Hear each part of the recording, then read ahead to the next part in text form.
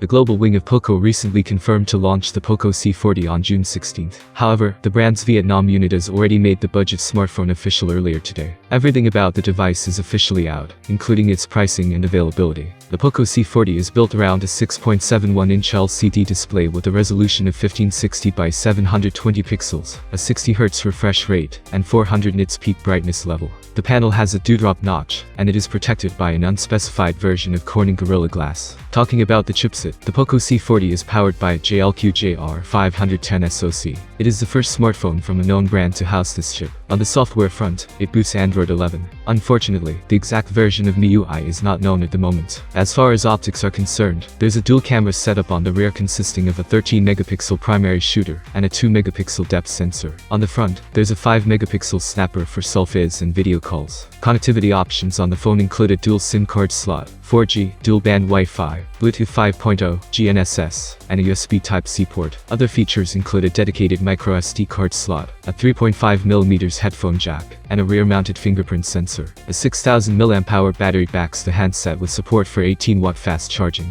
However, it ships with a 10-watt charger. The device's body is entirely made of plastic. It measures 169.59 by 76.56 by 9.18mm in dimensions, and weighs 204 grams. The Poco C40 can be availed in either black, yellow, or green color options. It comes in a single 4 and 64 gigs memory configuration, at least in Vietnam. The handset is priced at 3,490,000 Vietnamese dong or $150 in Vietnam. It is scheduled to go on sale from June 17 in the country. According to a leak, the phone will likely carry $177 globally. Tell me the price tag is not too high. As for such specs, I would be interested to know your opinion. Thanks for watching, have a nice day and see you soon.